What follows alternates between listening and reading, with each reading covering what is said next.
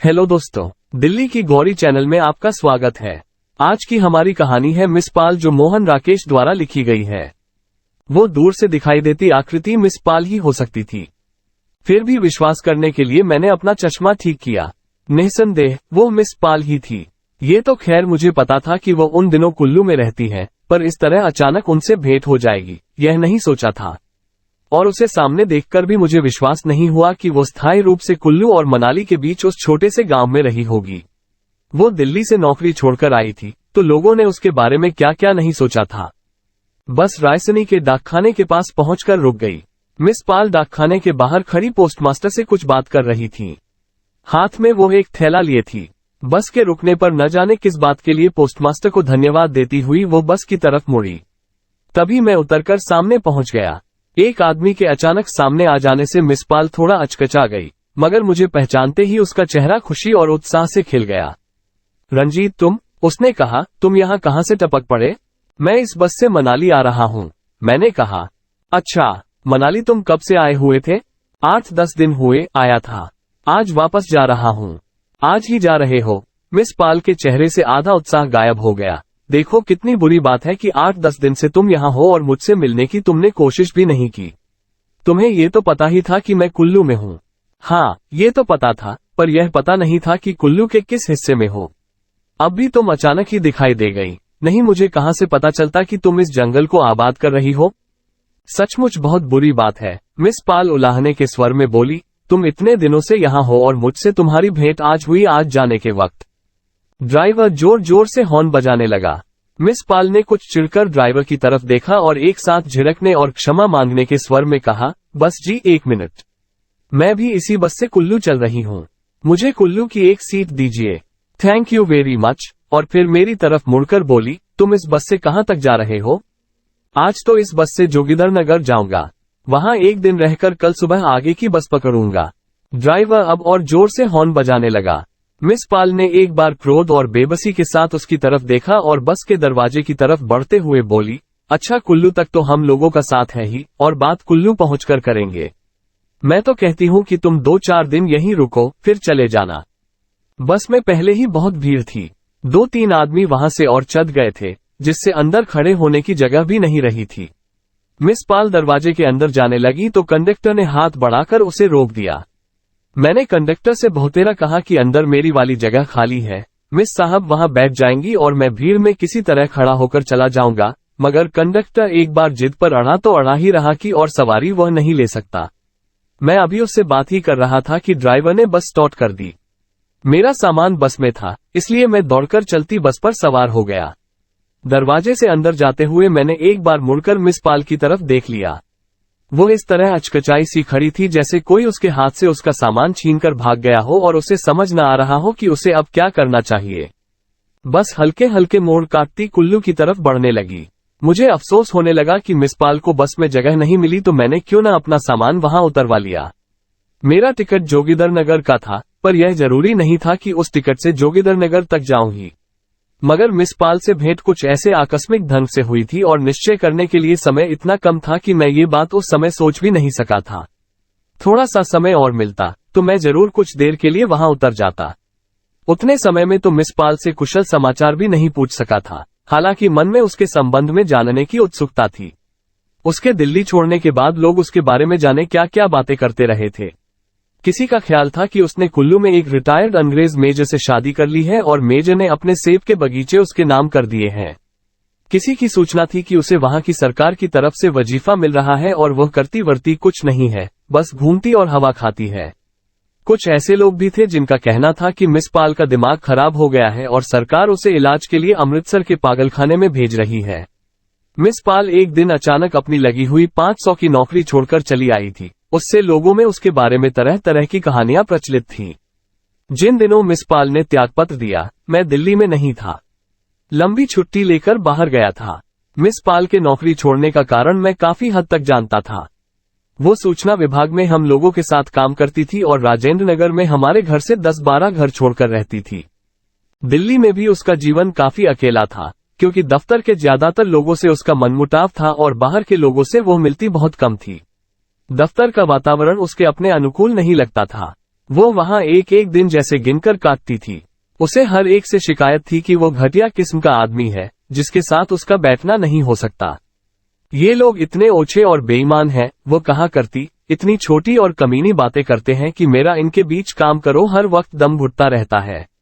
जाने क्यों ये लोग इतनी छोटी छोटी बातों पर एक दूसरे से लड़ते हैं और अपने छोटे छोटे स्वार्थों के लिए एक दूसरे को कुचलने की कोशिश करते रहते हैं। मगर उस वातावरण में उसके दुखी रहने का मुख्य कारण दूसरा था, जिसे वो मुंह से स्वीकार नहीं करती थी। लोग इस बात को जानते थे, इसलिए जानबूझकर उसे छोड़ने के लिए कुछ न कुछ कहते रहते थे। बुखारिया तो रोज ही उसके रंग रूप पर कोई न कोई टिप्पणी कर देता था। क्या बात है मिस पाल, आज रंग बहुत निखर रहा है। दूसरी तरफ वो जोरावर सिंह बात जोड़ देता, आजकल मिस पाल पहले से स्लिम भी तो हो रही है। मिस पाल इन संकेतों से बुरी तरह से परेशान हो उठती और कई बार ऐसे मौके पर कमरे से उठकर चली जाती। उसकी पोशाक पर भी लोग तरह तरह की टिप्पणियां करते रहते थे। वो शायद अपने मोटापे की क्षतिपूर्ति के लिए बाल छोटे कटवाती थी और बनाव सिंगार से चिढ़ होने पर भी रोज काफी समय मेकअप पर खर्च करती थी।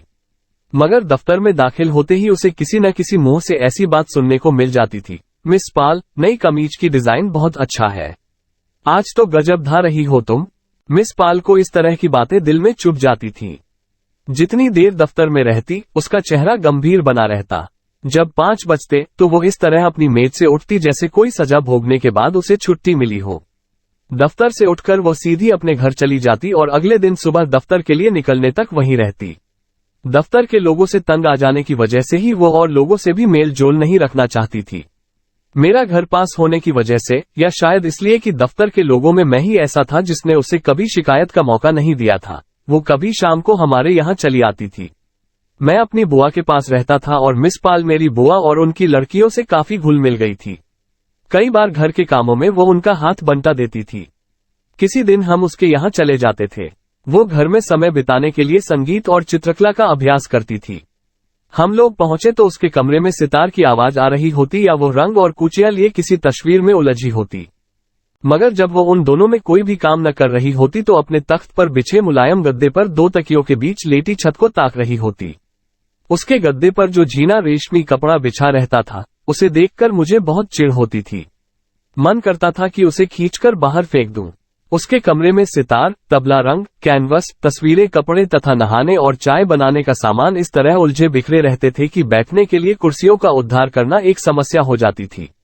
कभी मुझे उसके जीने रेशमी कपड़े वाले तख्त पर बैठना पड़ जाता तो मुझे मन में बहुत परेशानी होती। मन करता कि जितनी जल्दी हो सके उठ जाऊं। मिस पाल अपने कमरे के चारों तरफ खोजकर कहां से एक चायदानी और 3-4 टूटी प्यालियां निकाल लेती और हम लोगों को फर्स्ट क्लास बोहेमियन कॉफी पिलाने की तैयारी करने लगती। कभी वो हम लोगों को अपनी बनाई तस्वीरें दिखाती और हम तीनों, मैं और मेरी 2 बहनें, अपना अज्ञान छिपाने के लिए उसकी प्रशंसा कर देते। मगर कई बार वह हमसे उदास मिलती और ठीक ढंग से बात भी न करती। मेरी बहनें ऐसे मौके पर उससे चिढ़ जाती और कहती कि वे उसके यहाँ फिर न आएंगी। मगर मुझे ऐसे अवसर पर मिस पाल से ज्यादा सहानुभूति होती। आखिरी बार जब मैं मिस पाल के यहाँ गया, मैंने उसे बहुत ही उदास देखा था। मेरा उन दिनों एपेंडिसाइटिस का ऑपरेशन हुआ था और मैं कई दिन अस्पताल में रहकर आया था। मिस पाल उन दिनों रोज अस्पताल में खबर पूछने आती रही थी। बुआ अस्पताल में मेरे पास रहती थी, पर खाने पीने का सामान इकट्ठा करना उनके लिए मुश्किल था। मिस पाल सुबह सुबह आकर सब्जियां और दूध दे जाती थी। जिस दिन मैं उसके यहाँ गया, उससे एक ही दिन पहले मुझे अस्पताल से छुट्टी मिली थी और मैं अभी काफी कमजोर था। फिर भी उसने मेरे लिए जो तकलीफ उठाई थी, उसके लिए मैं उसे धन्यवाद देना चाहती थी। मिस पाल ने दफ्तर से छुट्टी ले रखी थी और कमरा बंद किए अपने गद्दे पर लेटी थी। मुझे पता लगा कि शायद वो सुबह से नहाई भी नहीं है। क्या बात है मिस पाल, तबीयत तो ठीक है? मैंने पूछा। तबीयत ठीक है, उसने कहा, मगर मैं नौकरी छोड़ने की सोच रही हूँ। क्यों, कोई खास बात हुई है क्या? नहीं, खास बात क्या होगी, बात बस इतनी ही है, मैं ऐसे लोगों के बीच काम कर ही नहीं सकती। मैं सोच रही हूँ कि दूर के किसी खूबसूरत से पहाड़ी इलाके में चली जाऊं और वहां रहकर संगीत और चित्रकला का ठीक से अभ्यास करूं। मुझे लगता है मैं खामखां यहाँ अपनी जिंदगी बर्बाद कर रही हूँ। मेरी समझ में नहीं आता कि इस तरह की जिंदगी जीने का आखिर मतलब क्या है। सुबह उठती हूँ, दफ्तर चली जाती हूँ, वहां 7-8 घंटे खराब करती हूँ, खाना खाती हूँ, सो जाती हूँ।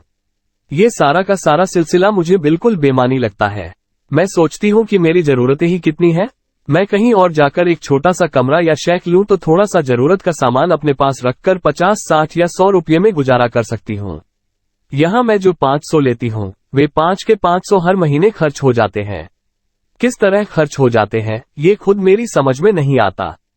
पर अगर जिंदगी इसी तरह चलती है तो क्यों खामखां दफ्तर आने जाने का भार ढोती रहूं? बाहर रहने में कम से कम अपनी स्वतंत्रता होगी। मेरे पास कुछ रुपये पहले के हैं, मुझे प्रोविडेंट फंड के मिल जाएंगे। इतने में एक छोटी सी जगह पर मेरा काफी दिन गुजारा हो सकता है। मैं ऐसी जगह रहना चाहती हूँ जहाँ यहाँ की ही गंदगी न हो और लोग इस तरह की छोटी हरकतें न करते हों। ठीक से जीने के लिए इंसान को कम से कम इतना तो महसूस होना चाहिए कि उसके आसपास का वातावरण उजला और साफ है और वो एक मेंढक की तरह गंदले पानी में नहीं जी रहा। मगर तुम ये कैसे कह सकती हो कि जहां तुम जाकर रहोगी वहां हर चीज वैसी ही होगी जैसी तुम चाहती हो? मैं तो समझता हूं कि इंसान जहां भी चला जाए अच्छी और बुरी तरह की चीजें उसे अपने आसपास मिलेंगी ही। तुम यहाँ के वातावरण से घबराकर कहीं और जाती हो तो ये कैसे कहा जा सका है कि वहां का वातावरण भी तुम्हें ऐसा ही नहीं लगेगा? इसलिए मेरे ख्याल से नौकरी छोड़ने की बात तुम गलत सोचती हो। तुम यहीं रहो और अपना संगीत और चित्रकला का अभ्यास करती रहो। लोग जैसी बातें करते हैं करने दो। ऐसी ही और मजेदार कहानियों के लिए हमसे जुड़े रहिए।